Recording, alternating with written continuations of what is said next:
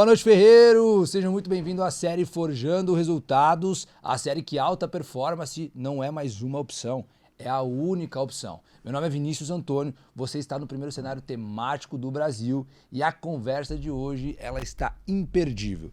Vini, por que está imperdível? Porque hoje a gente vai falar com uma pessoa que tem um resultado extraordinário num dos segmentos que eu acho mais desafiadores junto com o jogador de futebol, que é o segmento da música.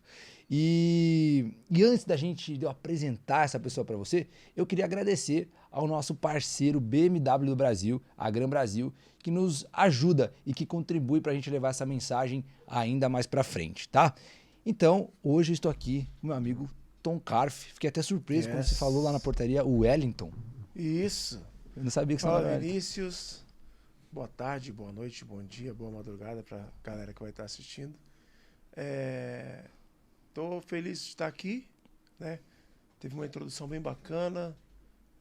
Vocês têm um propósito muito legal com esse podcast. E tamo aí. Sou o Wellington Carf dos Santos, 40 anos.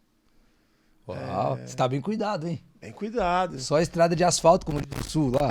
Não, só asfalto. Só asfaltinho, terra, né? Nada. Rodou sempre com óleo certinho, revisão em dia. Não rodou descalibrado, sempre alinhado. Uau. E aí, o nome artístico Tom Carf, né, que surgiu em 2002, mais ou menos. Um cara falou pra mim, você tem que ter um nome artístico, acho que o Wellington talvez não seja. E eu sou Tom desde criança, né, por causa de Wellington. Tom. E aí ele falou, cara, por que você não se chama Tom Carf? Eu falei, poxa, que legal. Tanto é que a primeira gravação minha tá o Wellington Carf. Uau. Aí depois mudou Isso pra lá em Tom 2002. Carf. 2002 mais ou menos. Uau. E aí ficou Tom Carf, e aí... Cara, e aí.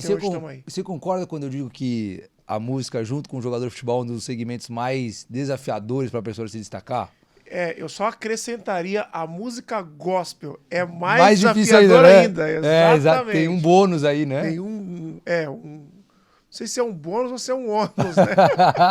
A música gospel ela é mais desafiadora ainda, porque a gente ainda está se profissionalizando, né? A música não gospel, a música secular, como a gente costuma dizer, ela já se profissionalizou há muito tempo no Brasil. Quando a gente diz profissionalizar, o que isso significa na prática, assim, no meio da música? Pra gente que não é da música, assim, o que significa profissionalizar? Cara, se profissionalizar é realmente ter o business, né? Entender o business disso. Isso é normal. Um Um negócio, exatamente. Entendi. Olhar a música como um negócio. Só que essa fala, olhar a música como um negócio, ela soa ruim.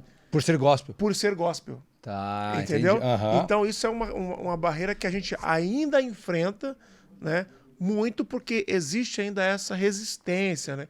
Tipo, por exemplo, os circuitos de shows gospel, eles não são tão amplos de bilhetar, o cara bilhetar, pagar para assistir um show. Existe essa barreira, né? Então a gente faz mais shows públicos, né? As prefeituras assim já estão investindo bastante.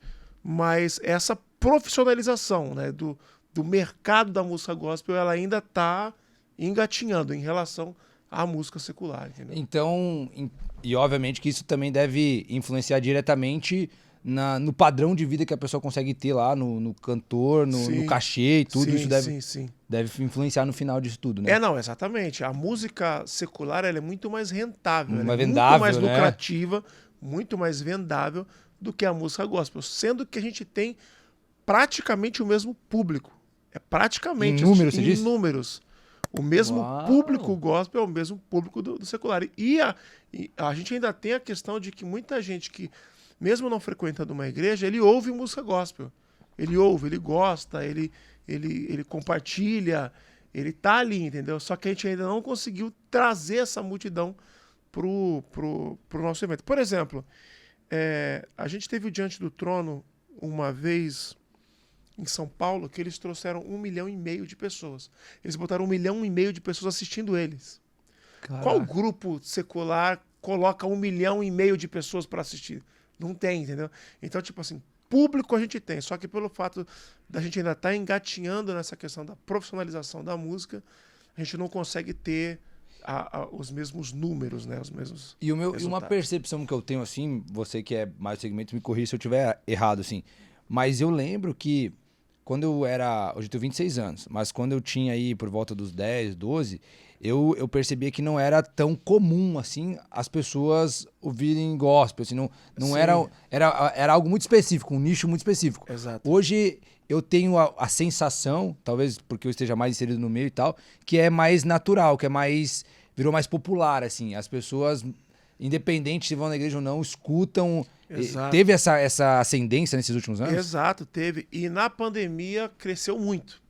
Os próprios indicadores dos streamings, do Spotify, Deezer, YouTube, indicaram que a música gospel na pandemia cresceu muito, assim, em relação às outras.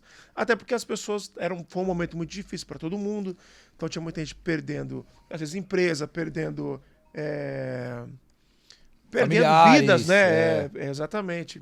Amigo morreu, pai morreu, mãe morreu. Então muitas pessoas foram buscar na fé um conforto. E onde que eles vão buscar? Nas músicas. Então os streamings de músicas cresceram muito. E a partir daí... antes já tinha, mas eu acho que a pandemia ajudou isso acelerar o processo. Acelerar esse processo. Entendi. Então hoje tem muita gente que não frequenta igreja assim e tal, mas que consome música gospel todos os dias. Eu estava conversando com um pessoal esses dias e tinha uma menina que falou assim, que ela não é também de igreja nem nada, tal. Ela falou, não, hoje eu já ouvi ela até falou, minha cota de música gospel, ouvi de manhã quando eu acordei e tal. Então as pessoas estão usando muito isso. Acorda, ouve uma música que estimula a fé dela, aí depois sai pro trabalho, aí vai ouvir outras coisas. E eu acho que tem um agravante, um a mais nisso, quando a gente fala de profissionalização, olhando de fora assim, que é o seguinte, talvez isso venha até se desconstruindo um pouco, mas antes, quando o cara que era da igreja, ele ouvia um outro tipo de música, ele era muito criticado, assim, pô, você tá ouvindo outro tipo de música. Sim. E eu acho que isso até criava uma barreira nas pessoas, assim. Eu via que eu não cresci num ambiente que era de igreja, assim, então eu fui entendendo isso no processo, por busca própria, inclusive, fui buscando isso, mas eu percebia que existia um enquadramento, tipo assim, se você escuta isso, não pode escutar mais nada. Existiu isso? Tinha mesmo ou era uma percepção? Não só existiu, como ainda existe. Né? Ainda existe. Ainda tem uma barreira de um cara que é da igreja ouvir uma música que não é de igreja. Ainda existe essa barreira muito forte. Antigamente era maior, mas hoje ainda existe. Né? Tem alguma coisa de errado mesmo? Qual que é o lance disso, de não poder, ou de algumas pessoas criticarem? Qual que é o... Eu vou explicar, vou dar duas explicações. Uma é a questão, às vezes, da letra. Tá. Então, por exemplo, o cara que é de uma igreja, ele não vai ouvir uma música que tá falando um monte de palavrão, tá falando, entendeu? Isso aí, eu acho que mesmo o cara não sendo a igreja, eu acho que... então, exatamente. Uma coisa. Então, tem essa questão, que pra mim essa é a questão legal. Né? Se eu tenho um princípio de vida, né, eu não vou ficar ouvindo música alimentar outras coisas, Sim. que vai me incentivar a atrair minha esposa, que vai me incentivar a usar talvez uma droga, alguma coisa. Eu não vou, porque eu tenho um princípio de vida comigo. Então isso é o lance legal, mas música que fala do amor de homem para uma mulher, na minha opinião é tranquilo, porque está falando das coisas que Deus criou. Deus criou esse amor. Inclusive na Bíblia você tem um livro romântico que é Cantares de Salomão, né, o Cântico dos Cânticos. Então, no próprio livro sagrado, você tem uma parte dedicada só ao amor eros, né? Que é o amor entre um homem e uma mulher. Então, essa para mim é a parte legal. Agora, tem um outro problema, é que a galera, tipo, meio que santificou a música gospel. Tipo, essa música gospel, ela é sagrada, ok, eu também acredito que seja, e a outra é profana. Então, se ela não é gospel, ela é profana, ela é do demônio, tipo, ela uma é polarização, inspirada pelo assim, demônio. Ou é bom, Exato. Ou é gospel ou é ruim. Ou é gospel ou é ruim, ou é de Deus ou é do diabo. Tá. E não Entende? precisa ser necessariamente assim. E não precisa ser necessariamente assim, Entendi. até porque a nossa vida é uma vida secular. Né? Eu posso conversar com você sobre política. Por que eu não posso cantar sobre política? Eu posso conversar com você sobre amor, sobre amizade, sobre companheirismo. Por que eu não posso cantar isso? Tá, mas então se existe uma pressão de quem escuta, também deve existir uma pressão de quem faz as músicas. Exato, exatamente. Então tem uma pressão do lado do artista também de produzir nesse viés, assim. Você recebe, não sei se a palavra certa é uma auditoria do que você está escrevendo ou não, das músicas que você está cantando. Sim. Existe isso ou não? Então, existem cantores que são mais abertos. Eu, por exemplo, eu faço uma música pensando no cara que está de fora. Então, às vezes eu faço uma música falando de Deus, mas com uma linguagem bem acessível para o cara que está de fora. Tem cantores não, que eles fazem músicas estritamente evangélicas, com a letra, com a temática bem evangélica para o povo que está na igreja. Entendi. E parte muito do que, isso que você falou, do que a gente acredita aqui. Porque eu tive uma experiência lá, há muito tempo, um pouco até negativa com a igreja. Com as pessoas ali do ambiente, porque eu acho que a fé, por ela ser algo que é crescente, que você vai aprendendo, vai desenvolvendo ao longo do caminho, eu acho que muitas vezes quando você chega na igreja, talvez você não está preparado para ouvir um monte de coisa. Né? Então, assim, é difícil você ter um primeiro contato com a igreja e você mudar a sua vida, escutar aquilo que as pessoas falam que aos olhos deles é certo, mudar a sua vida da noite pro dia. Sim. Então, no primeiro momento, aquilo me espantou muito. E aí eu pensei assim, cara, eu tenho uma consciência já um pouco mais nítida em relação a isso. Eu sei que não tem nada a ver com a igreja e com Deus, tem a ver com as pessoas, mas eu acho que muita gente não separa essas coisas. Ou seja, muita gente é mais afastado da igreja do que aproximado nesses casos. Sim. Então a gente precisa falar disso de uma maneira onde as pessoas não criem a barreira que ela já tem lá, aquele preconceito formado, mas que ela entenda isso. Quando a gente começou a falar do Forjando aqui, acho que você percebeu que tem várias coisas bíblicas no meio do processo. Sim, sim. E a ideia é justamente isso, é levar essa mensagem com uma linguagem onde a pessoa não tem aquela barreira já de alguma experiência negativa que ela passou. Então vai de acordo, pelo que eu entendi, com aquilo que você faz também através das músicas, né? Exatamente. O próprio Jesus foi assim, né? A religião vigente na época que Jesus chegou ao mundo, ela tinha muito essa barreira, ela tinha muito esse legalismo. Os religiosos eram legalistas, né? Então tinha uma divisão, cara. Ou você é daqui ou você é de fora. E aí vem Jesus. Tipo, todo mundo esperando um rei, um grande também e tal. Ele não, ele veio andando no meio de samaritano, no meio de prostituta, de mendigo, de um monte de gente que a sociedade religiosa criou um muro. Aí imagina, você criou um muro entre essa galera daqui e essa galera daqui. Aí você vai ver Jesus, ele tá na galera daqui, entendeu? Totalmente contraintuitivo. Exato, ele tá no outro lado do muro, trocando ideia com a galera, sentando, comendo junto. Tanto é que os religiosos chamavam ele de comilão e beberrão. Porque ele andava com essa galera, andava com o pecador. Você é um comilão, é um beberrão. Comilão devia ser tipo um xingamento para vamos pensar no dia de hoje. Pesado. Ou alguma coisa Não, pesada. é que a glutonaria era tido como pecado também, né? Então, comilão e beberrão é tipo um cara que, tipo, mano, você é um cara que vive nas baladas, tipo assim. Tá. Você vive nas baladas, vive entendeu? Na cachaça e nas baladas. É tipo uma parada assim. Então a galera começou a chamar Jesus disso, porque ele andava com essas pessoas, entendeu? Sim. Então ele veio quebrando essa barreira, falando, não, o evangelho também tem que ser estendido para essas pessoas aqui. Então tem que quebrar esse muro. E às vezes as igrejas fazem isso, tipo, o cara acabou de chegar na igreja, ela já quer que ele da noite pro dia, tipo... Se transforme. Às vezes isso acontece.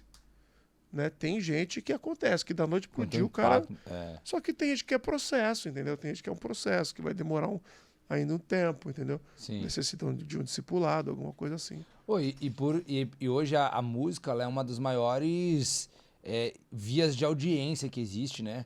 É muito louco. Inclusive, eu escutei um dia, se eu não estou enganado, era do pessoal lá do Rio Song, assim, que eles perguntam por que foi criado, por que a igreja criou a música e tal. E aí eles falam assim, a gente começou a entender que a música ia chegar em lugares onde o nosso culto aqui não chegaria. Exato. Né? Então é uma via muito grande de audiência. E aí eu queria te perguntar isso, porque por você partir desse viés de querer, muitas vezes até fazer para as pessoas de fora, você deve ter chegado em pessoas que você nem imaginava. Sim. E você já deve ter recebido mensagens, assim, testemunhos bizarros que você nem imaginava também. Tem algum desses que te marcou, assim, alguma desses depoimentos que te marcou, do cara que teve contato com essa música, com esse tema, com essa palavra e aconteceu alguma coisa? A gente teve, cara, inúmeros, né? Tem os caras ouvindo minha música na cadeia, tipo, preso, ouvindo minha música sendo transformado dentro da cadeia. Aí, às vezes, quando o cara sai, ele manda uma mensagem. Pô, eu ouvia você lá, quando eu tava lá guardado, eu ouvia suas músicas lá. E aquilo foi me transformando e tal. Oh, que loucura. E tem um que eu conto esse testemunho de uma menina, né? Uma menina que ela tava na casa dela e eu tinha gravado uma música chamada Minha Vez. E eu chamei o Livinho para cantar comigo, né? O Livinho, cantor de funk. Sim.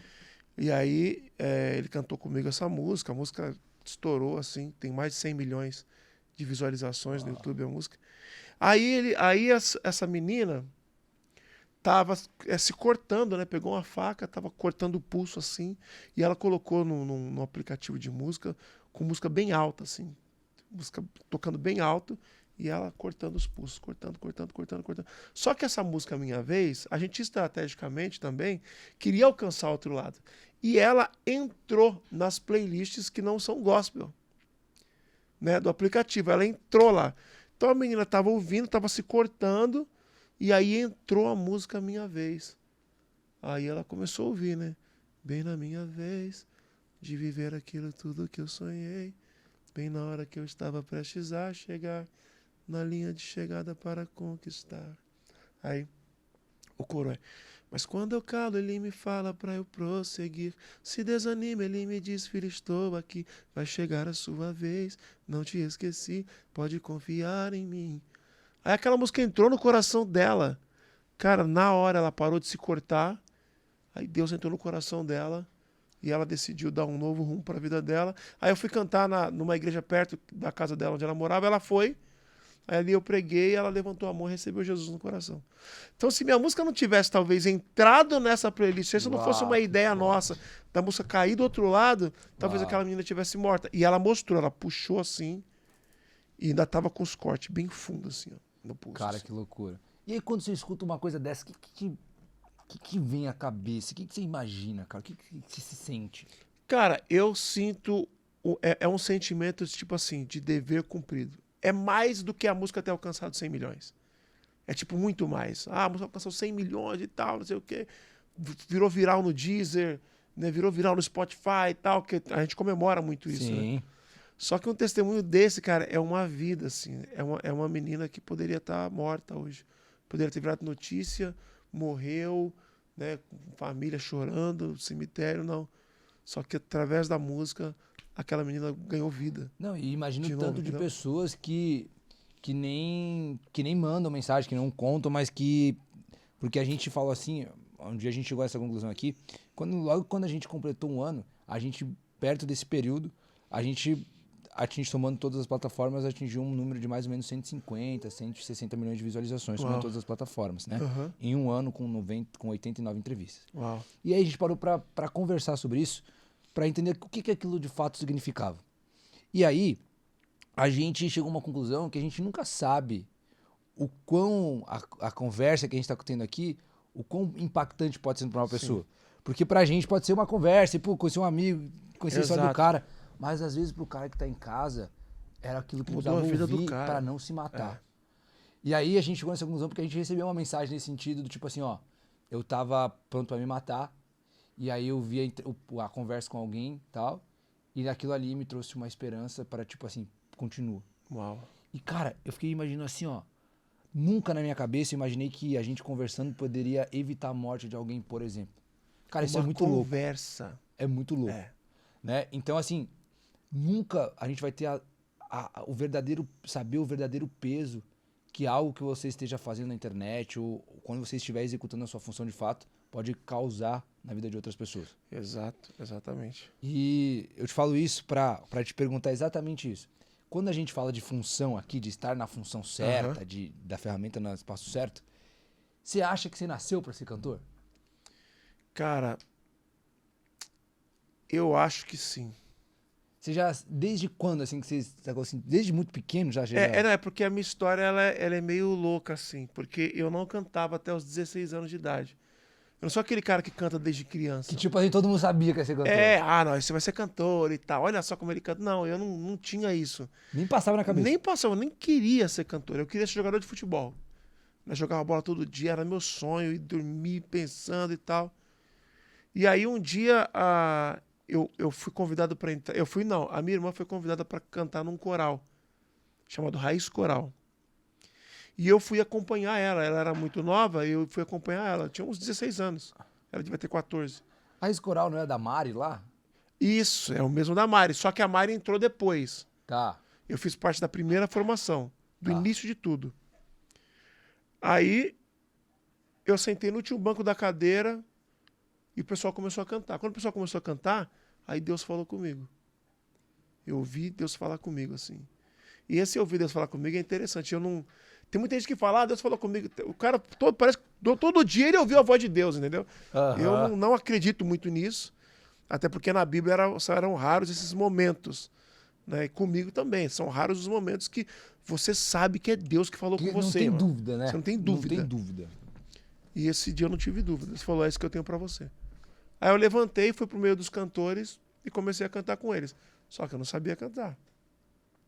16 anos. Você nem questionou assim, tipo, nossa, mas cantor? Nada. Levantei e fui lá. Entrei no meio dos coristas, sem ser convidado, e comecei a cantar.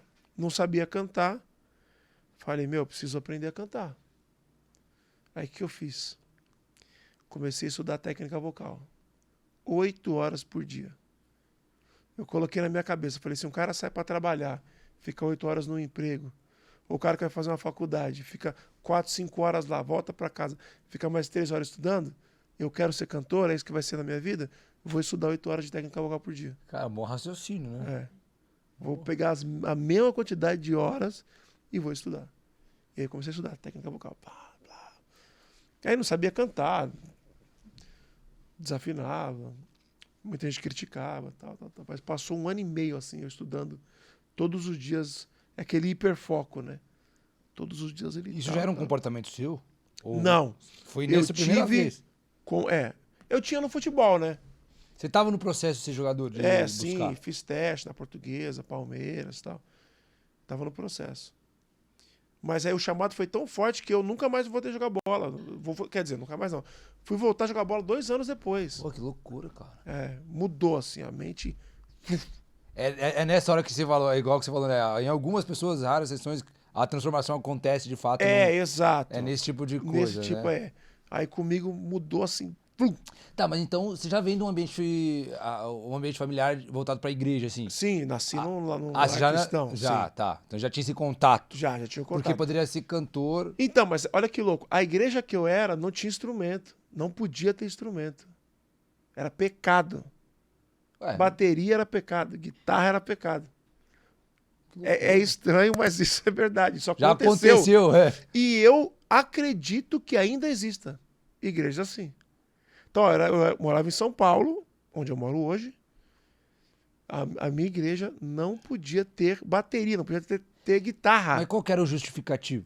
Qual que era o... Porque eram instrumentos de bandas de rock. E o rock era demoníaco. Uau. Era considerado música do diabo. Tá, entendi. Entendeu? Entendi. Então não podia ter. Não, rock é do diabo, bateria do eu diabo. eu acho que isso fica mais bizarro, por exemplo, para mim, que já veio de uma época que não você já veio de outra época. Então, já se eu paro pra pensar que isso já existiu, exato. acaba sendo mais bizarro do que de fato é. Exatamente. Mas a própria igreja católica é assim também. Se você olhar, é só o órgão que tem ali. É verdade. A igreja católica tradicional não tem. Então isso era meio que demonizado também. Os outros instrumentos, entendeu? Entendi. Era mais o órgão, que era sacro e tal. Então vem dessa cultura. Esse é um instrumento sacro, um instrumento de Deus. Esse não é um instrumento de Deus. Pô, e, por exemplo, quando tem uma mudança pra fazer na igreja, assim...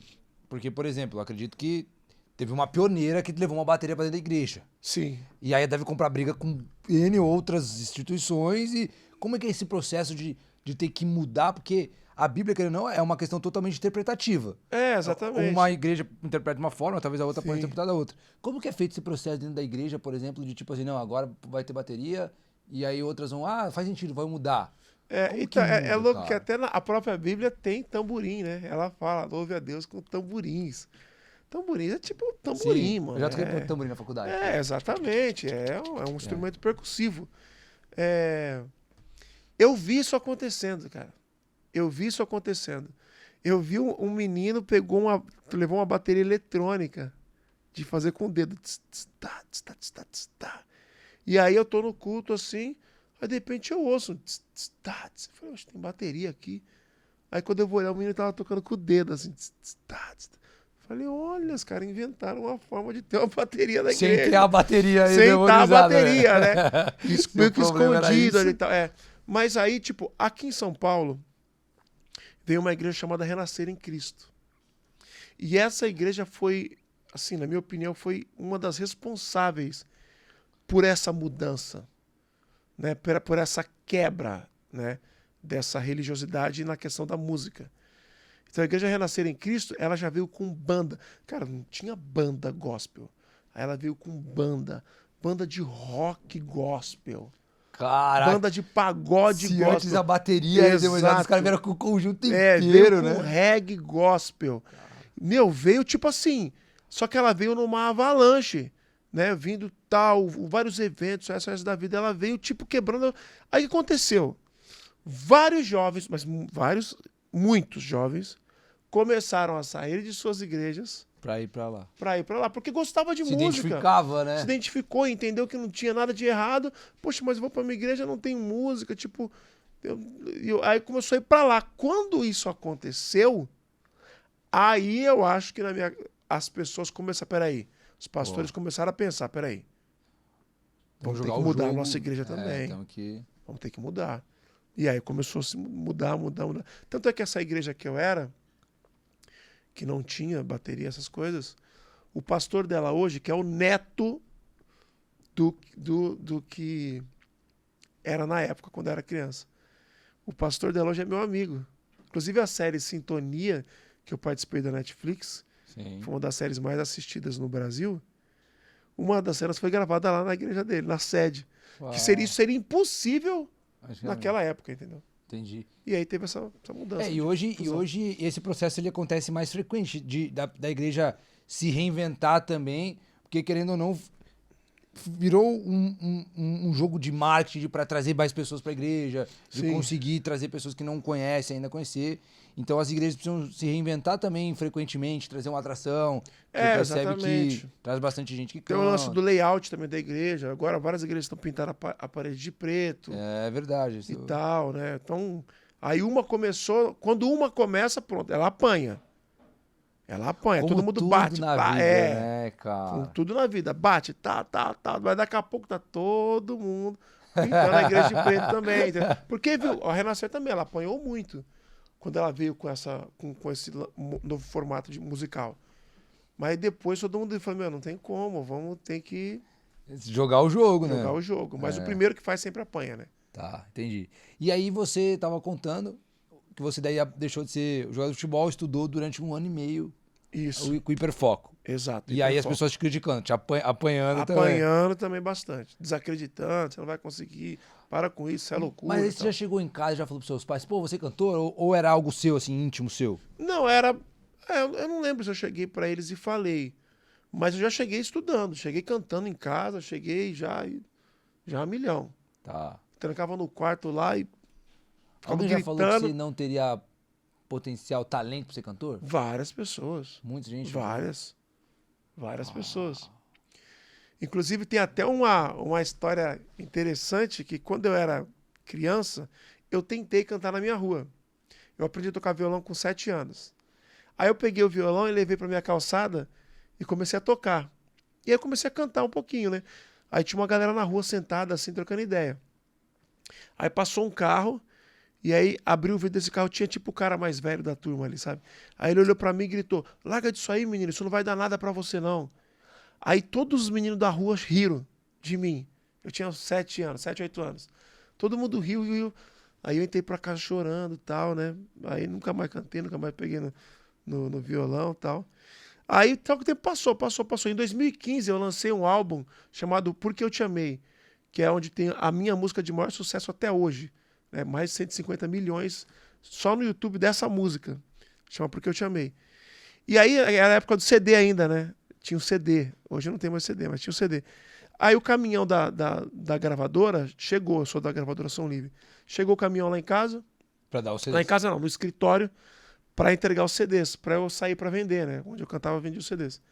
E aí chegou o entregador. A minha secretária falou, Tom, posso deixar o entregador entrar aqui para deixar os CDs aqui? Eu falei, pode. Aí o entregador entrou pela porta do escritório. Quando eu olhei pro entregador, era o mesmo cara que lá atrás falou, larga disso porque não vai dar nada para você. Isso acontecer. Mas você reconheceu o cara? Reconheci o cara. Quando ele entrou, o filme voltou lá atrás. A hora que eu Tanto para você quanto para ele? Ele acho que não lembrou. Porque quem bate não verdade, lembra, né? né? Agora, quem apanha, É verdade. lembra. Aí a hora que bati o olho, eu falei, mano, é você. Aí voltou o filme lá atrás, ele falando, isso não vai dar nada pra você. Aí ele entrou pelas portas do meu escritório, carregando o CD da minha música de maior sucesso. Mas você não falou nada daí? Não falei nada, Falei, Cara, ó, lá atrás você falou, não falei não. Uau. E é difícil, né? Porque muitas vezes isso é o combustível pra muita gente. Porque, cara, Sim. eu lembro que quando eu fui abandonar a faculdade, e eu lembro que, assim, você tá na Universidade Federal e tal, era tipo assim, meu, sua vida tá pronta, né? Era Exato. o conceito que a gente tinha. Quando você entra, você entende que não mudou nada. Uhum. Porque as pessoas saem de lá muitas vezes empregadas, a grande maioria das vezes. Então, é só mais uma questão de ego mesmo do que propriamente algo prático. E eu lembro quando eu abandonei, assim, falei, cara, não é isso que eu quero. Tá, mas o que você quer? Não sei. Mas eu sei que isso aqui não quero. Cara, as pessoas assim, nossa, você é maluco, pô. E aí davam risada. Sim. Tipo assim, nossa, quando você vai se arrepender, ó, não sei o quê, blá, blá, blá, blá, blá. E, cara, é muito louco, porque essas mesmas pessoas são as pessoas que falam assim, pô, eu sempre acreditei em você. É muito louco, né? Eu sempre acreditei em você, né? Exato.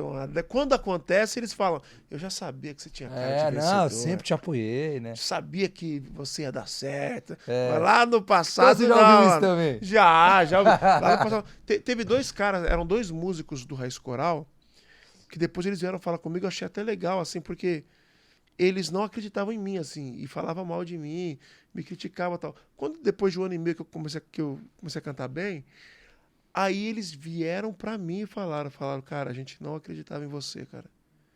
Te achava você um cara zoado, um cara que, mano... Tecnicamente que nunca, falando. tecnicamente falando. Que nunca ia conseguir cantar e tal. E hoje a gente vê você, mano, arrebentando, cara.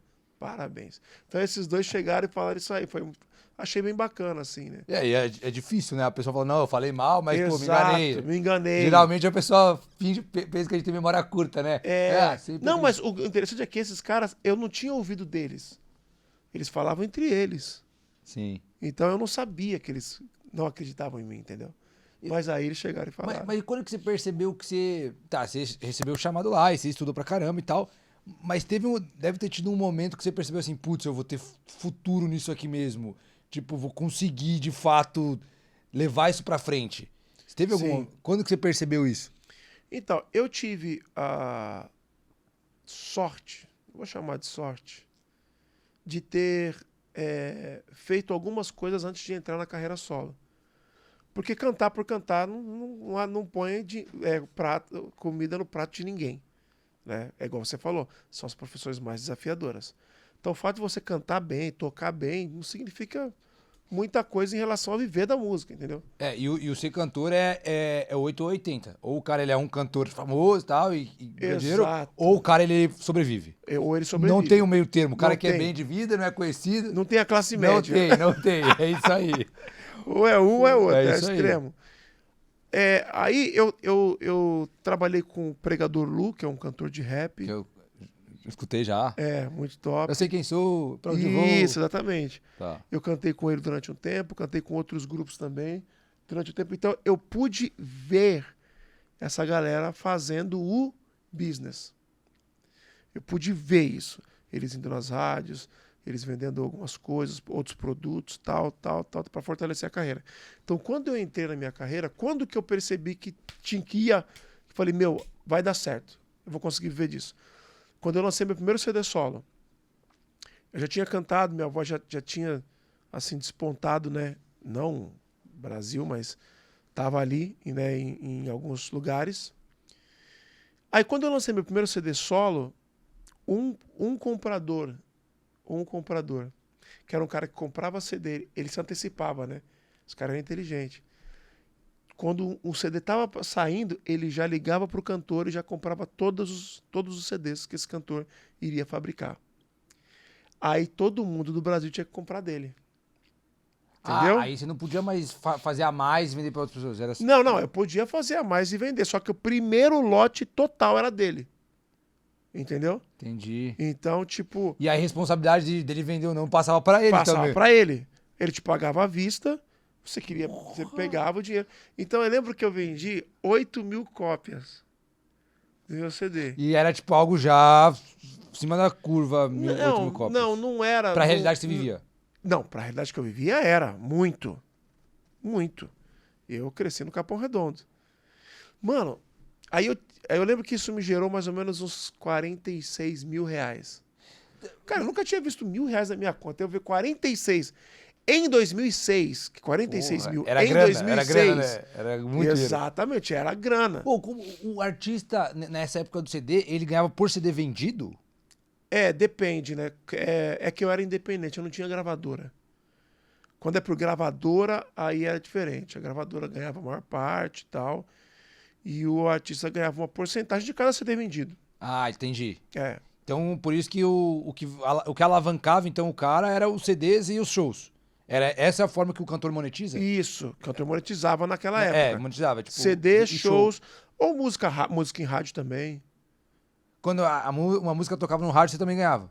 Até hoje ganha. Tá, mas e como é que você sabe... Eu sempre tive dúvidas, inclusive. Como é que você sabe que a sua música tá tocando lá no Acre, vai? Então, tem um órgão chamado ECAD, que é como se fosse um órgão que fiscaliza todas as rádios do Brasil. Não só rádio, mas loja de shopping,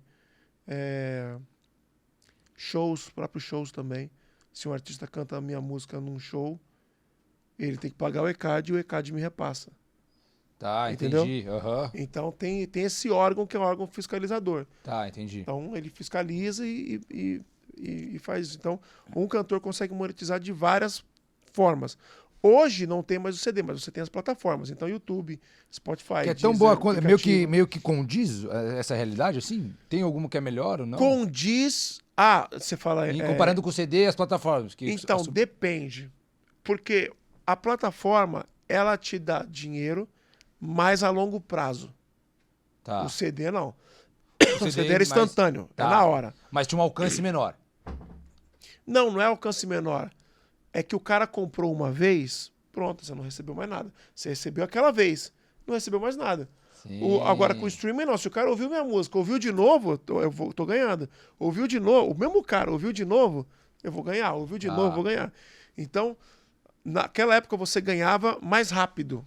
Tá. Hoje você ganha mais, mas demora mais tempo. Tá, bem mais entendi. tempo. Então, tipo, um cara que vendia 1 milhão de cópias naquela época, o cara tá feito até hoje. Ah, era tanta grana assim. Tinha, muita grana. Então, quando o cara ganhava aquele tipo disco de platina... disco de platina. É que assim, depende da negociação com a gravadora, né? Ah, tem Se a gravadora ganhava 99%, o cara ganhava 1%. Tá. Mas no quesito gerar dinheiro, era muito dinheiro que era gerado nesse negócio. Exato. Se era passado pro cara ou não. Exatamente. Entendi. Então, eu lembro que eu vendi 8 mil cópias pra esse cara. Né? Sem gravadora, sem nada. Não tinha gravadora, não tinha nada. Era eu e minha esposa. Pegamos o CD, aí vi 50 mil na minha conta. Aí, na minha cabeça, eu falei... Tô rico. Vai dar certo. Não, falei tô rico não. Eu falei, vai dar certo. Ah, foi aí tá. Exatamente, o start. Mas eu não falei tô rico porque, na minha cabeça, aquele dinheiro era o combustível para eu investir na minha carreira. Tá, entendi. E você tinha o quê? Entendeu? 18, 19 anos, pelo que eu entendi. Tinha 24. 24 anos. Era o combustível para... Cara, eu vou pegar esse dinheiro e eu vou botar na minha carreira. Então, o que eu fiz? Não comprei carrão, não comprei nada. Entendeu? Fomos morar numa casinha de 3 cômodos, lá no bairro do Capão Redondo, nos fundos da casa da minha sogra, de favor. E eu já podia ter dado entrada no apartamento, já podia. Né? Mas não. Falei, vamos ficar aqui, vamos pegar esse dinheiro e reinvestir na carreira. Aí eu peguei o dinheiro, fui em rádio, naquela época a gente pagava rádio também e tal. Fui em rádio, fui em TV, fui aqui, ali, tal, fui fazendo networks, fui fazendo viagens para divulgar o trabalho. Daqui a pouco as músicas começaram a tocar nas rádios. E naquela época a rádio tinha muita força, né? Era determinante. E aí eu comecei a ser chamado para cantar. Daí os shows mesmo? Os shows. Só que era muito igreja e não tinha cachê alto. Então, todo o dinheiro que eu ganhava, eu pagava a banda. Tá. Eu não ganhava nada. O que eu fazia para ganhar um dinheiro, para eu sobreviver? Vendia alguma coisa lá na hora. Não, eu dava aula de canto. Caraca. Então, tipo, o viver da música não dava grana. Tipo, só se mantia e aí ganhar dinheiro você ganhava com aula. Assim, não, eu ganhava dinheiro com música, só que eu só reinvestia na empresa. Entendeu? Pô, e difícil às vezes com 24 anos, né? Exatamente. Eu só reinvestia na empresa. Eu falei pra minha esposa, pra gente viver, eu vou dar aula aqui E é com esse dinheiro que a gente vai comer. Mas com o resto do dinheiro que tá entrando na empresa, a gente vai só reinvestir na empresa. Aí eu comecei a gravar clipe, comecei a fazer tal, e só foi crescendo. E você já agiu assim por aquilo que você falou, de ter trabalhado com os caras e ter... Exato, já tendo visto os caras não é um fazer. Comportamento normal, Não comum de 24 anos, né? O cara a maioria dos caras, até da minha época que aconteceu isso com eles também, a maioria comprou carro. O cara comprou um carro, mas hoje o cara não tem carreira. A gente não conhece o cara, provavelmente. Você não conhece o cara. Porque não foi pra frente. Não vão conhecer, não vai pra frente. E vários caras aconteceu com isso naquela época, vários. Só que o cara já comprava um carro, já fazia aquilo. E esse é o fator tempo que a gente falou no início, né? Exato. Você trabalhar sem enxergar algo expressivo, acreditando que o jogo vai virar. Exato. E aí, quando que é a primeira música que você faz que muda de fato, que você pensa, pô, mudei de nível, assim, mudou o jogo da minha carreira, assim? Qual foi a primeira música que você fez? A minha carreira sempre foi uma crescente. Começou em 2006, lancei um álbum, aí eu lancei um outro álbum e eu sempre divulgando. Então minhas músicas sempre começou a tocar, né, nas rádios evangélicas, né? E indo. Em 2011 eu lancei um álbum chamado Revolução, que foi muito bem, né? Foi muito bem, assim, mas 2015, que foi o CD que o cara trouxe. Que foi a Divisor de Águas. Eu lancei essa música chamada Porque Eu Te Amei. Aí essa música explodiu, assim, explodiu. Aí já pegou um público até maior daquele que se tinha. Sim, bem maior, transcendeu. Aí eu comecei a tocar no Brasil inteiro, fora do Brasil. Né? Toquei na Europa, toquei nos Estados Unidos. E, por exemplo, assim, óbvio que nesse processo todo que você está nos contando, deve ter tido momentos em que você falou assim, putz, cara, não vou desistir e tal. Você pensou em algum momento em abandonar? Teve uma vez, quando eu tava nesse começo, né? Lancei o primeiro álbum, lancei o segundo álbum. Aí eu levei esse álbum para uma gravadora bem forte, assim. Que inclusive é a gravadora que eu tô hoje. Mas vou até contar essa história. Eu levei o CD para essa gravadora. E aí o diretor dessa gravadora olhou para mim, pegou o CD, botou no rádio para tocar assim. Aí ele ouviu, aí ele tirou o CD da gravadora, jogou assim na mesa. Falou, você nem esse CD tá à altura da nossa gravadora. Cara, eu peguei o CD assim, fui embora, mano, fui embora mal, assim. Aí eu fui até de carro pra cidade que é onde estava essa gravadora. Aí parei num posto assim, aí Deus falou comigo, falou, calma, mano. Eu falei com você lá atrás, que é isso que eu tinha pra sua vida. Vai acontecer, persevera.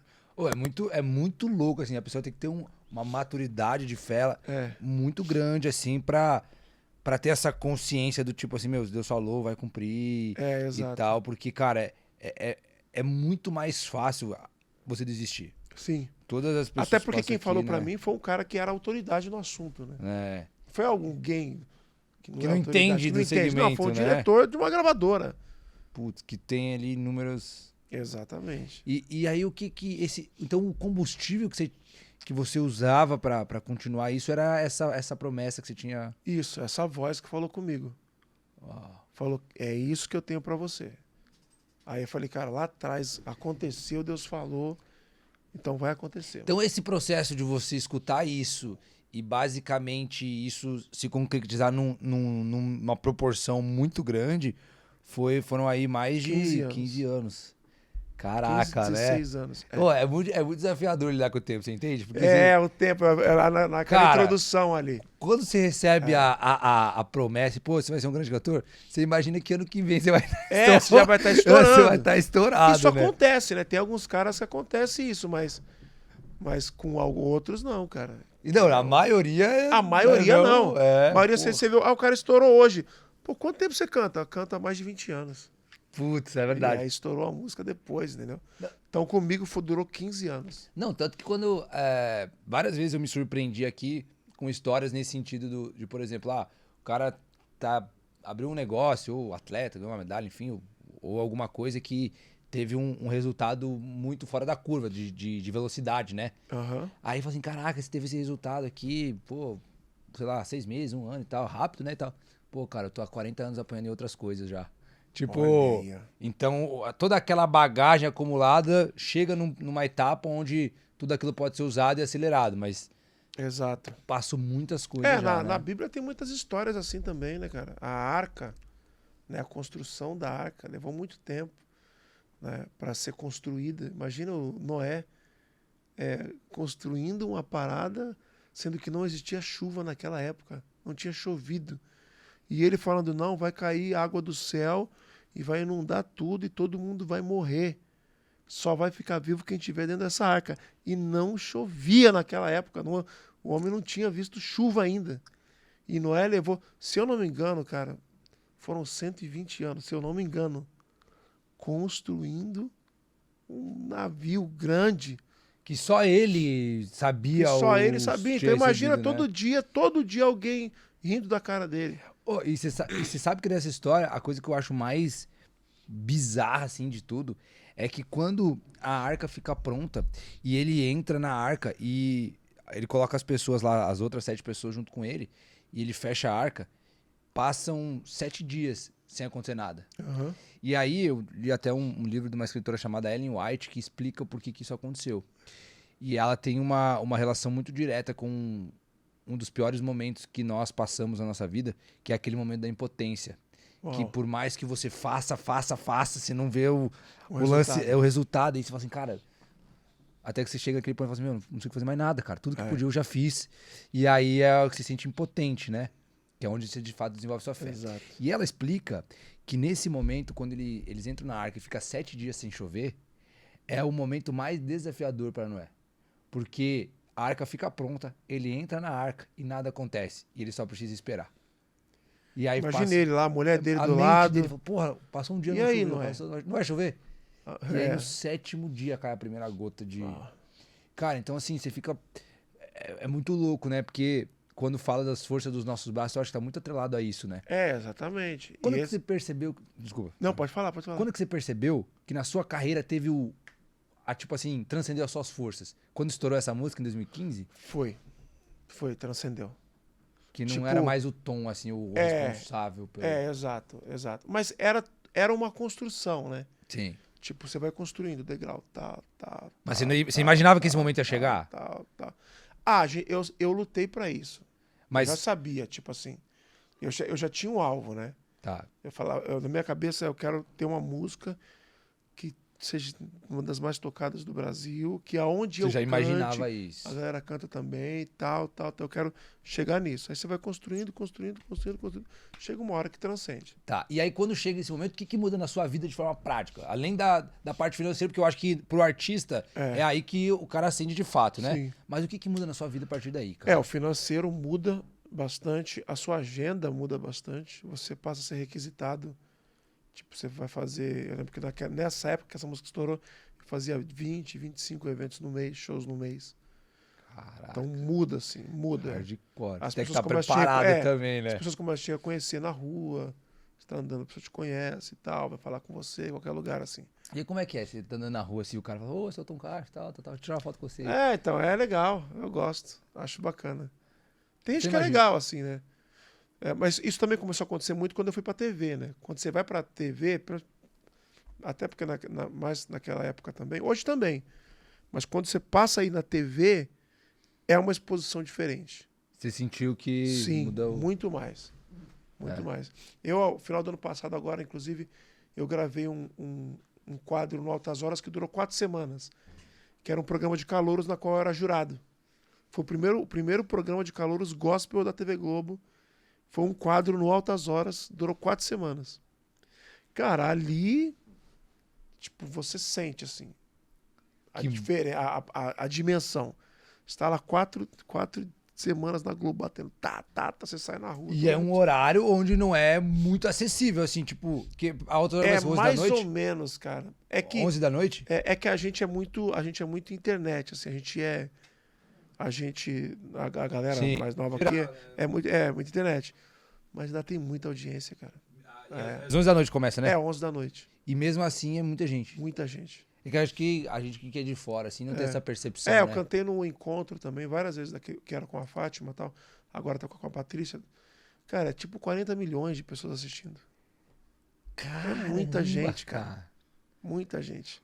Cara, simultaneamente, ao vivo, assim. Não tem nem como imaginar 40 milhões de pessoas, né? Não tem nem como se imaginar. O maior show que você já fez, tinha quantas pessoas? O maior show que eu já fiz... Ah, devia ter umas 500 mil pessoas. Mas é a Marcha para Jesus, né? Tá, mas já é bastante gente, É, né? muita gente. Você não viu o fim, assim. Você não viu o fim das pessoas. E aí, quando você muda, assim, quando você sente alguma coisa diferente, quando você canta... A média de show geralmente é o quê? Umas 10 mil, 15 mil? O que, pessoas? É. Ah, não, depende. Depende. Mas Varia muito. Mas quando você sobe num lugar como 500 mil, com 500 mil pessoas, Sim. você sente alguma coisa diferente ou não? Dá um frio diferente na barriga? É a mesma Não, coisa. eu sinto mais dificuldade de cantar para pouca gente. Hoje. Se for cantar para pouca gente, para mim é mais difícil que cantar para 500 mil pessoas. Então você, tipo, tava em casa, É. assim, 500 mil pessoas. É, exatamente. Agora, uma coisa que é muito legal é quando você sobe para cantar com 500 mil pessoas e as 500 mil cantam sua música. Aí é um negócio que... Deve ser uma sensação É, muito porque boa. você imagina, tá todo mundo junto cantando aquilo que você escreveu na tua casa. Cara, é muito louco. Que você escreveu um negócio na tua casa, daqui a pouco você olha, tem 500 mil pessoas cantando aquela música. Não, e Você deve, fala assim, mano... oi, deve ser muito louco, tipo, aquilo que você escreveu fazer sentido pra tanta gente, né?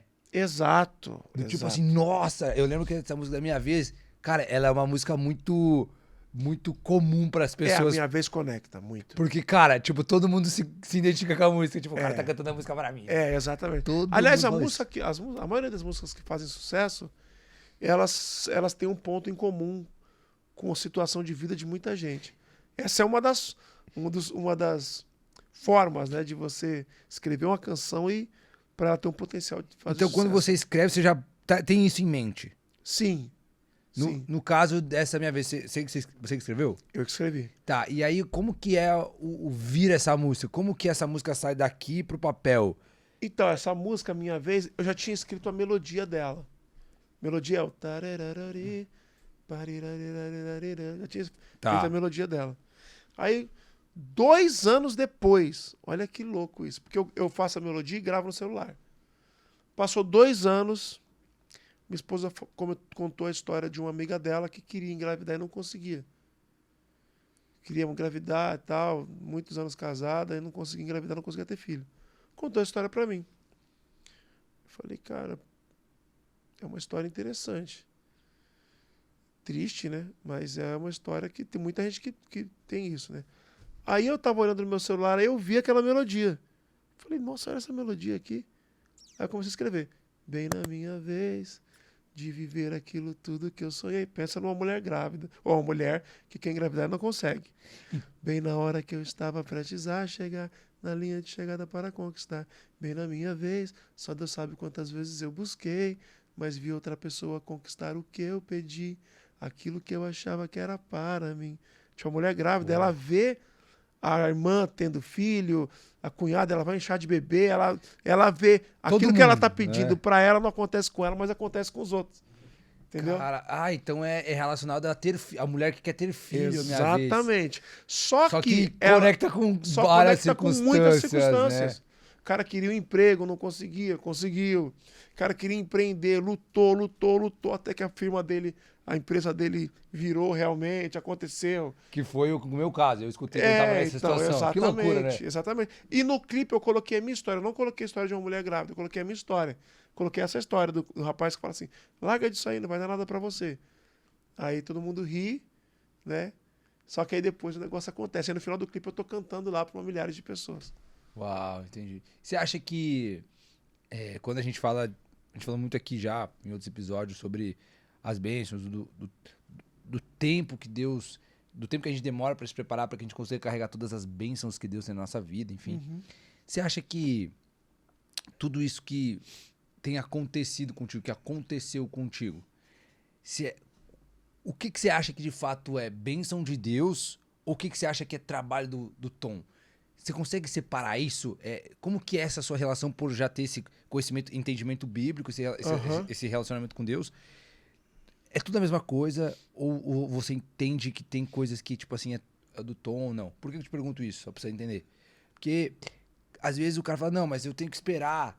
Ah, não, mas eu preciso de ajuda de Deus. Não, mas eu preciso fazer. Não, mas eu preciso... Você entende? Sim, e às vezes as pessoas usam até isso como desculpa pra não fazer nada. Exato. Né? Exatamente. Então, como que você separa isso? Olha, assim, eu acredito que existam pessoas que são predestinadas. Que teve cara que nasceu e ele foi predestinado a aquilo acontecer com ele. Um exemplo. Judas. Você acha que ele nasceu predestinado a... Eu acho que Judas nasceu.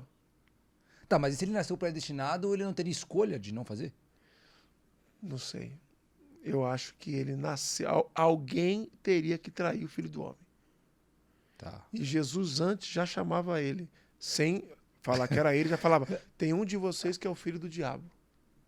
Tá. Um de vocês é o diabo. Eu já falava isso antes. Então, eu acho, não afirmo com certeza, Na que sua percepção. Judas já foi um cara predestinado. Tá. Sansão foi um cara predestinado. Já no ventre da mãe dele, ó, vai ser assim, assim, assim. Quando ele nascer, não deixa cortar o cabelo dele, porque ele já é predestinado.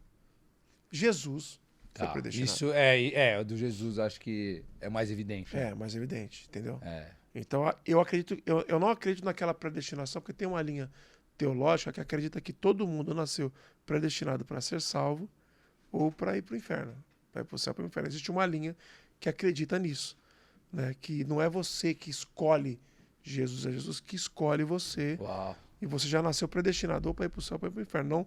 Não é escolha sua, não depende da tua vontade. Tá. Se você escolheu, é porque ele te escolheu antes. Tá, entendi. Entendeu? Sim, aham. Se você escolheu, é porque ele te escolheu Daí antes. não tem como nem justificar. É, Tá, nem entendi. justificar. Aham. Mas eu não acredito, embora respeite, não acredito nessa linha. Mas algumas pessoas da Bíblia, não só da Bíblia, do cotidiano mesmo, eu acredito que já nasceram predestinadas para algo. Tanto para o bom quanto para o mal. O Tom é um dos caras predestinados? O lance da música, Então, assim, eu acho que... Eu vou voltar na sua pergunta. O quanto é Deus e o quanto é meu esforço? Tá. Deus me fez. Ele me fez. Ele que fez minha voz. Ele que fez meu cérebro, minha capacidade de raciocínio, meus dedos para tocar piano, para tocar violão. Ele me fez.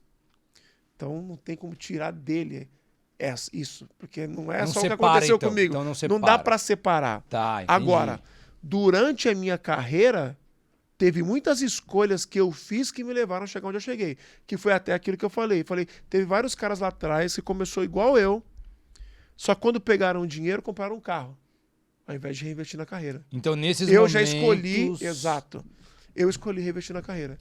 Isso aqui, esse cantor deu uma mancada lá atrás. Ele fechou um negócio e não cumpriu com a palavra dele. Ele não cumpriu com a palavra dele. E isso vai gerar uma mancha. Eu não. Eu sempre que eu dava uma palavra, eu cumpria. Mesmo que me gerasse dano, que a Bíblia diz. Se você deu uma palavra, cumpra. Você não é obrigado a prometer, você é obrigado a cumprir, né? Você é obrigado a cumprir. É. Então, eu vi isso acontecendo com os outros, cara. Aí, outra coisa, qualquer coisa que aparecia também, o cara desviava o foco. E eu não, eu permaneci. Então, eu vi muitas ações minhas, assim, de escolhas minhas, de decisões minhas, que me levaram a chegar onde eu cheguei. Entendi. Que as pessoas que estavam na mesma época comigo não tiveram as mesmas escolhas. Tá. Escolheram diferente. Que até o Neymar falou isso, né? O Neymar falou assim, ó... Tinha muita gente melhor do que eu na minha época. Só que eu fiz coisas que eles não fizeram. Uau. Tiveram momentos da vida que eu escolhi coisas que eles não escolheram. Que eu fiz o que eles não fizeram. E eu escutei algo parecido também, eu tinha escutado isso do Neymar que me chamou muita atenção.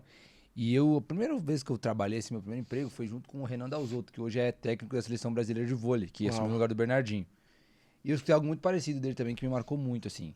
Que ele falou assim, se você passasse de sul a norte do país, tinha caras que atacavam melhor do que eu, saltavam mais do que eu, eram mais altos do que eu, sacavam melhor do que eu, mas eu queria muito mais do que eles. Exato.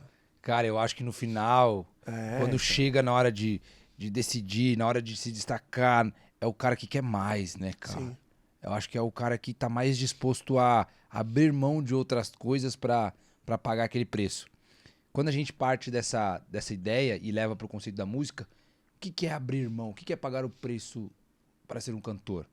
O que você tem que abrir mão, por exemplo? Cara, prazeres imediatos. Então, por exemplo, essa questão do carro era um negócio imediato. Falei, não, cara, eu não quero um carro, eu quero ter uma carreira.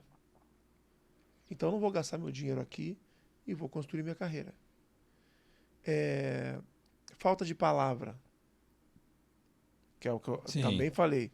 Você fechou um negócio, você tem que cumprir. Deu sua palavra, você tem que cumprir. entendeu? Honestidade, Que deveria ser algo básico, né? que deveria ser algo básico, só que muita gente não tem. E eu, às vezes, eu não condeno também quem não tenha, porque a gente vive num país muito desigual. Então, às vezes, o cara nasceu num ambiente de desonestidade, Que é o normal dele. que é o normal dele. Então, para ele, Faz não é uma sentido. desonestidade. Tipo, Tá. ele cresceu num ambiente ruim, cresceu sem o pai, cresceu... A mãe nunca estava em casa, ou então tinha que trabalhar muito para cuidar dos filhos, ele morando num barraco de madeira com... O cara não... Mano, o cara cresceu, tipo assim, qual o senso que ele tem Sim. de justiça, né?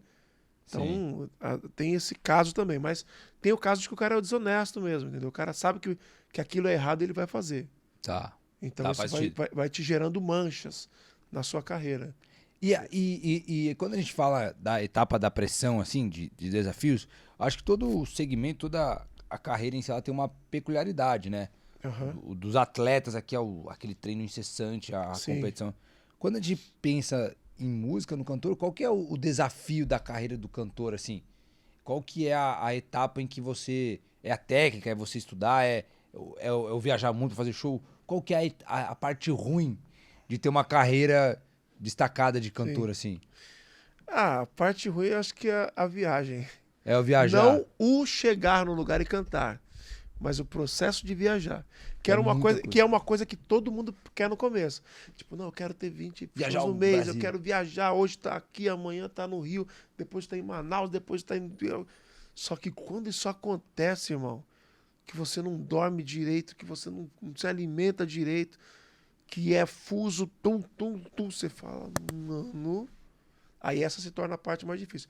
Mas, por exemplo, no meu caso, para que a coisa acontecesse, eu tive uma dedicação no canto, na voz, e depois eu comecei a estudar também sobre dinheiro, né? Sobre business.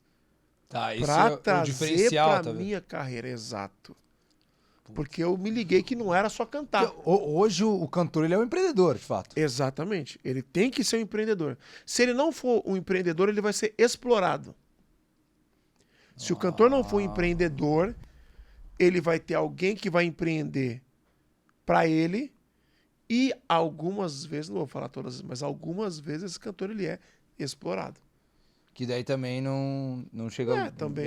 Também não Tem adianta. cantor, eu não vou falar o nome assim, mas isso do secular, que ela já era estouradíssima, famosíssima E não e ganhava não grana. tinha grana. Porque o empresário, a gravadora, engolia tudo. Tá. E esse, às vezes, é o que a gente costuma dizer aqui, que a gente escutou de grandes empresários, que esse é o dinheiro mais caro que você... Quando você vende algo no início, por exemplo, seja a sua Aham. carreira, o seu negócio quando está no início, que você não tem o dinheiro, que você sabe que o negócio vai funcionar, mas você precisa do Sim. dinheiro para fazer acontecer, você precisa vender uma parte do negócio ou da sua carreira para conseguir levar o negócio à frente. Exato. Esse é o dinheiro mais caro que existe. Porque esses mesmos 10, 20, 50% que você vende por um valor X, em 2, 3 anos ele vai valer 10x. Exato. Então é muito caro, né? Quando o cara não tem essa grana, principalmente esse entendimento financeiro. Tem até aquela... Não sei se você assistiu aquela série, o documentário do Jordan. Sim, Então, lembra do Scott Pippen, que era o Sim. companheiro dele? que era fenomenal Que também, era fenomenal. né? Era o segundo melhor jogador da Aham. liga, só que o salário era o número 128 da liga. Não sei se era o 128, mas era Era depois do 100. discrepante, né? Discrepante. Porque no começo ele fez a negociação errada. Tipo, ele era bem pobre, né, tal. Chegou lá, os caras ofereceram um valor pra ele. Ele ainda não era esse cara promissor, mas ele aceitou um contrato de 10 anos. Caraca. Entendeu? Sim. Aí a vida dele melhorou, ok. Só que ele se tornou o segundo melhor jogador da liga. Ganhando menos do que o centésimo. Dá até uma centésimo tal. desmotivação. Aí né? imagina o cara ainda olha pro contrato, ainda tem 6, 7 anos pra ele cumprir, ele ganhando pouquinho. E um cara que chegou depois, que joga bem menos que ele, tá ganhando muito mais do que ele, entendeu? Uau. Então Quando a gente pensa em casos como esse, do cara estar no processo de se transformar numa ferramenta de fato, e a gente pensa nessas pessoas que têm o sonho de ser o cantor, você já deve ter observado alguns erros comuns que essas pessoas têm nesse processo Sim. de querer isso. O que a pessoa que está buscando esse caminho que você seguiu não pode fazer, o que não deve fazer para aumentar a chance dela se destacar? Para aumentar a chance dela se destacar? Para dar certo nessa carreira de música. Tá. Pô. Bom, se for fechar com alguma gravadora, algum empresário, não faça contrato longo. Se você ainda não é famoso. Porque quando você não é famoso, você tem um valor. Tem uma porcentagem ali. Você é uma aposta ainda. Então, se você faz um contrato muito longo, faz um contrato de 10, 15 anos, e tua música estoura no segundo ano, Pô, você tem 8 anos aí pra... você tem... Entendeu? Entendi. Então, não façam contratos longos. Eu sempre fiz contrato de 3 anos. Sempre, até em renovação. Sempre contrato de 3 anos. Que já é um tempo suficiente para ver que muito pode mudar, né? Que muito pode mudar, entendeu? Entendi. É um contrato de 3 anos. Não faça contratos longos, não tenha mancha na carreira. Durma e acorde pensando na tua carreira, né? Seja empreendedor. Entenda hoje, agora, que o mercado muda muito rápido. Com a tecnologia ainda está mudando muito mais rápido. Então, tente entender de Spotify, né? de streamings, de YouTube, de Instagram, de rede social, aquilo que engaja, aquilo que não engaja. Entender de lançamento. Pô, entendeu? cara, Hoje a gente... Uma coisa que a gente chegou à conclusão aqui, porque quando a gente iniciou, a gente tinha a falsa sensação que a gente ia descobrir uma fórmula mágica. A gente fala assim, caraca, vamos conversar com os maiores nomes do Brasil de cada segmento. Uhum. Cara, a gente vai descobrir um negócio aqui que a gente vai, né? E, cara, conforme foi passando entrevista por entrevista, as pessoas que foram sentando aqui, independente do segmento, tinham basicamente os mesmos aprendizados. Que era basicamente, cara, estude mais que os outros, trabalhe mais que os outros, seja honesto, faça as coisas sérias quando a conta chega, tal. Você vai entendendo que, tipo assim, cara, só ser bom já não é mais o suficiente no tempo de hoje, cara. Só você ter uma voz extraordinária, acredito eu, que na música também já não é mais o suficiente de garantia pra você ser sucesso, né? Imagina, tem milhares de cantores, cara, no Brasil. A barreira de entrada eu diria é muito... milhões de cantores. Com o advento da internet, então, tem milhões de pessoas gravando música no Instagram, no TikTok. Tem milhões de pessoas. Todo dia deve surgir um novo... Todo dia surgem milhões de novos cantores. Milhões, é muita gente. Então você pode usar, às vezes você pode usar a mesma estratégia que outra pessoa usou. Não vai dar certo. Tem isso também. Você pode fazer a mesma coisa. Não vai dar certo. Porque teve um dia. Não era aquele dia. Tem um cara, foi até uma tragédia isso, mas foi uma tragédia que alavancou a música de um cantor. Tem um cantor chamado The Black. Não sei se você chegou a conheceu ele. Que cantava a música Sem Ar? Exato. Tá, sei. Então o que aconteceu? Ele lançou a música, tal, a música tava indo, só que aí teve um sequestro. Se não me engano, em Diadema ou São Bernardo. E aí o sequestro teve um final trágico, né? O sequestrador matou a menina. E aí no velório no enterro da menina, a menina gostava dessa música. Todos os amigos dela estavam com a letra da música nas costas. Essa música do The Black. Então, tipo assim, foi uma tragédia, foi uma coisa que o cara não tava, o cara fez a estratégia, mas isso tava fora do alcance dele, não tava no plano. E o negócio explodiu. Tem que contar com isso também. Aí você tem que contar com... Alguns vão dizer que é sorte, alguns vão dizer que é Deus, e alguns vão dizer que é o acaso. Nesse caso, na sua visão, no seu entendimento, isso é Deus? Num caso como esse? Não, no caso de Black, não, eu não vou falar que é Deus, que não vou estar botando Deus na morte da menina. Não no caso da menina morrer. Sei. No caso do tipo assim, cara, não é comum você, num velório, as pessoas estarem com uma letra de música. Você entende? Não é... Sim. Não o lance da menina morrer, mas naquela situação... Que tipo assim, cara, quando o negócio, quando Deus faz algumas coisas, é o que você menos imagina, né? Tipo assim, exato. É uns negócios que, cara, você não tem explicação.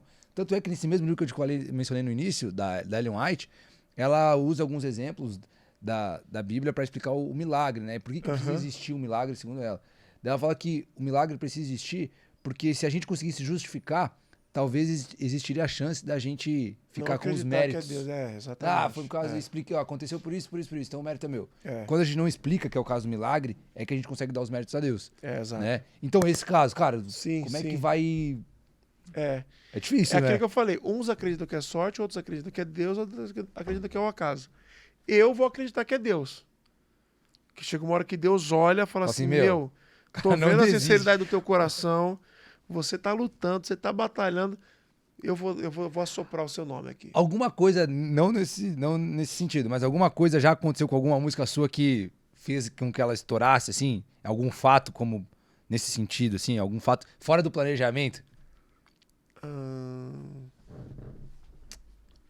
Às vezes até um famoso aparecer escutando a sua música já interfere, né? Não, eu gravei, porque eu te amei depois com o Bruno do Sorriso, com o Livinho eu gravei, eu gravei com o Livinho. Mas era planejado, né? Já era planejado. Olha, eu acho...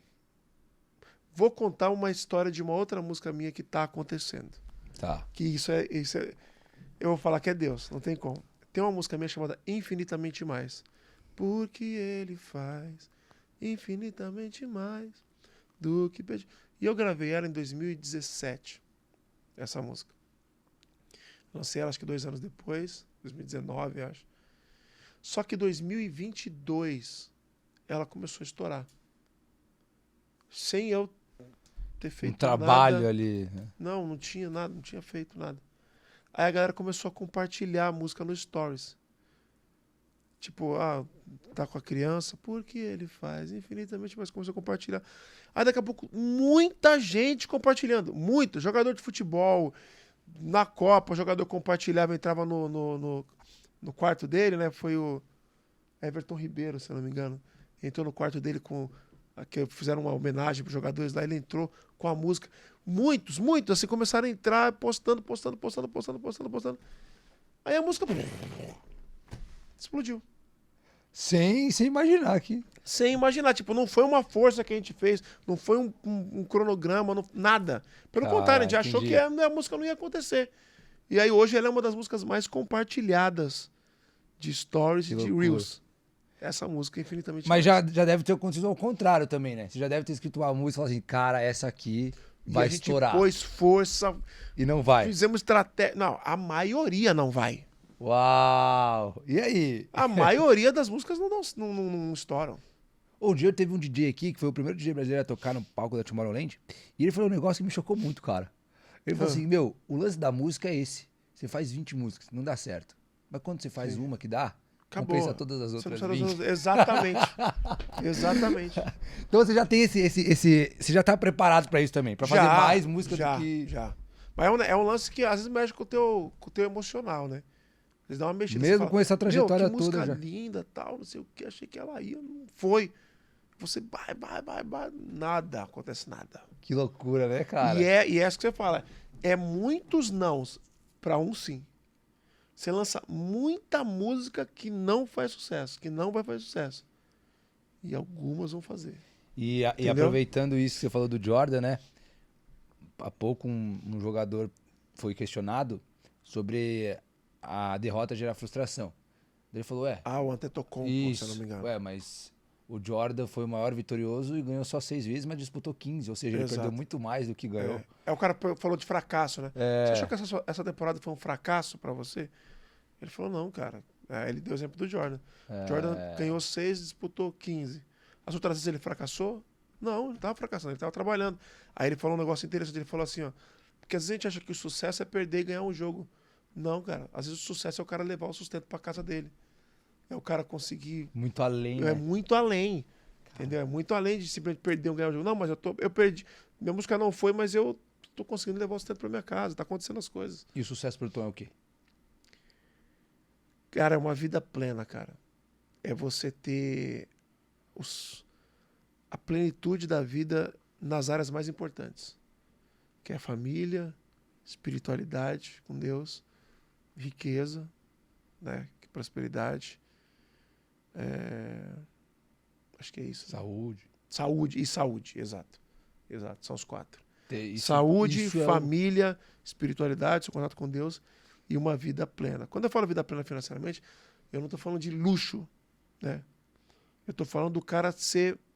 Ele ter plenitude. Ele, cara, Mas existe um tabu ainda hoje do cara falar de dinheiro, né? Sim. Hoje existe... A gente não vive numa cultura que você deu certo, fala assim, caraca, parabéns, porra, não sei o que, tá fazendo coisa errada. Exato. Então, mas o dinheiro é necessário sim, cara. Eu acho que eu aprendi muito com as pessoas, passaram pessoas aqui, financeiramente falando, muito fortes. E os caras falam assim, meu, até a gente não entender que o dinheiro ele é consequência de um trabalho muito bem feito, Sim. as pessoas vão continuar tendo esse bloqueio, esse problema em falar de grana, cara. Não, é que quando eu falo luxo, não é que eu seja contra o luxo, pelo contrário, eu gosto do luxo. Mas eu não acredito que todo mundo vai chegar no luxo, entendeu? Eu concordo com isso. Não é pra todo mundo. Mas o cara tem que ter um mínimo. Sim. Ele tem que ter ele tem que, cara, conseguir, sabe, comer bem, uma casa bacana, um carro, entendeu? Eu quero fazer uma viagem de fim de ano com a minha família, eu vou conseguir fazer, entendeu? Mas isso acho que depende de muita coisa, depende do país, da estruturação do país também. Mas quando a gente pega esse conceito de sucesso que você tem, a gente, trazendo pra sua vida, você acha que esse é o momento de maior sucesso que você está tendo? Esse é o melhor momento da sua vida, da sua carreira? Sim, o melhor momento da minha vida, da minha carreira, eu acho. E aí, você tá com todas essas bases consolidadas. Ótimo. É legal você responder, sabe por quê? Porque muitas vezes, eu percebi aqui, que a motivação para a pessoa buscar aquilo é ela não ter aquilo ainda. E aí quando ela, quero ganhar a medalha olímpica. Beleza, o cara treina pra caramba. Pô, ganhei a medalha olímpica, acabou. Tá, beleza. Esse cara você está vivendo a sua melhor fase. O que te motiva a continuar, pô? Porque você deve ter sonhado com isso já. Sim. O que motiva a continuar é o propósito, né? É a menina que tava se cortando. Tá. Não é, então mas transcende transcende. É o propósito. É tipo assim, cara, eu vou continuar aqui na minha missão. Tô continuando na minha missão, entendeu? Entendi. Independente. Tipo, não sou um cara, nossa, mega ultra blaster milionário. Não tenho avião, não tenho helicóptero. Mas me considero uma pessoa bem-sucedida. Tá. Porque aquilo que para mim que faz sentido, eu tenho. Aí se eu vier a ter essas outras coisas, para mim... É um a mais já. É um a mais, é um plus. Tá. É mais uma cerejinha em cima do bolo. Que também não faria mal a ninguém. Não faria mal a ninguém. É bem-vindo. Às vezes eu olho para Deus e falo assim, pai, teu filho tá pronto. Pode mandar. Da tua vontade, né? Pode mandar. Isso. Então, eu vou te falar que fiquei muito surpreso assim, com a nossa conversa, porque a gente não busca a informação das pessoas, não cria o roteiro, justamente pra gente ter a impressão mais genuína possível da pessoa que está na nossa frente. Da hora. Né? Da gente conseguir aprender de fato o que aquela pessoa vivenciou, tudo mais. Então eu tô até impressionado, surpreso dessa relação cantor e empreendedor, que na minha cabeça eram duas coisas separadas, quando na verdade, tipo assim, faz parte do... Não, do faz parte, negócio, né? Faz parte. Então, tem que ser, né? Então, queria até, de antemão, agradecer o tempo que você demandou para contribuir com os propósitos que é o Forjando Resultados. Amém. Quero dizer que você pode contar com a gente, tá? Obrigado, As portas estão abertas para você aqui. Você vai fazer parte desse ecossistema agora, você vai entender aqui no final tudo que as coisas que acontecem a partir daqui. Vamos para cima, Vinícius. E, cara, olha só, a gente sempre finaliza fazendo a única pergunta em comum com as pessoas aqui, tá? E para mim, cara, eu gosto muito dessa pergunta. Ela até surgiu porque eu acho que é a pergunta que mais fala sobre as pessoas de fato. Então, o que eu queria te perguntar é o seguinte, cara. Olhando para aquela câmera ali, você vai fingir que hoje era o seu último dia de vida. Uau. E aí, você vai ter que deixar uma mensagem para as pessoas que te escutam, para os seus familiares, para as pessoas que te escutam, enfim. Qual mensagem você escolheria para deixar no seu último dia de vida, cara? É forte essa pergunta, hein? Mas o que me vem na cabeça é: eu não morri. Eu continuo vivo através da minha arte. Uau. Vocês vão continuar me ouvindo. Vocês vão continuar ouvindo minha voz. Então, acho que é isso. De certa forma, dá um sentimento de missão eternidade. Cumprida. De, tipo assim, se você morresse hoje, tipo assim, você tá com a sensação, tipo, cara, eu executei a função da minha ferramenta. Eu executei a função. Uau. Eu tô morrendo fisicamente, mas continuo vivo no coração das pessoas. Então, como diz o Martin Luther King, a vida faz sentido quando você tem a sensação que lutou um bom combate. Exato, né? exato. Uau, legal. Combati o bom combate, guardei a fé. Uau. Ferreiros, hoje tivemos uma aula aqui. Como é que as pessoas te encontram nas redes sociais, Tom? Tom Carf. Digitou Tom Carf, T-O-N de navio, C-A-R-F-I. Qualquer rede social a gente tá lá. E vou pedir um favor também, porque acho que as pessoas aqui já estão até cansadas de eu pedir pra elas se inscreverem no canal. Aí eu vou aproveitar, um cara bonito, elegante. Olha aqui, aí, tá vendo? Pedir pra Um você. quarentão. Que só pegou asfalto, contar aí pras pessoas, pedir pras pessoas se inscreverem, quem sabe aí. Galera, você precisa se inscrever nesse canal para continuar recebendo em primeira mão as notificações, né, de conteúdos de muita qualidade que vai agregar muito na sua vida para você que quer crescer, para você que quer empreender, quer fazer sucesso. Você precisa curtir esse canal e também recomendar. Isso é muito importante, né? Olha só. A sabedoria só tem sentido se ela for compartilhada. Sabedoria é igual vela. Você está com uma vela acesa. Aí chega uma outra pessoa com uma vela apagada. Se você colocar a vela acesa na vela apagada, você não perde nada. Mas você compartilhou o fogo com outra pessoa. Então, compartilha o vídeo, manda para seus amigos. Fazendo isso, você vai fortalecer o nosso país. E muitas mentes pensantes e vitoriosas surgirão. Caraca, depois disso não preciso falar mais nada, né? Vamos fazer esse código, vamos usar só isso agora para as pessoas se inscreverem. Que eu tenho certeza que vai ser muito mais efetivo aqui, tá? Gente, a gente fica por aqui. Eu quero que você tenha uma excelente semana. Quero agradecer mais uma vez aqui o nosso parceiro BMW Brasil, que nos proporciona, que nos ajuda a levar essa mensagem ainda mais pra frente e principal, que acredita assim como a gente, que a gente consegue transformar todo o nosso potencial em potência, tá? Então, obrigado a BMW Brasil, a Gran Brasil, que faz parte da gente junto com essa jornada aí, tá bom? Nós ficamos por aqui, um beijo no seu coração e até o próximo episódio.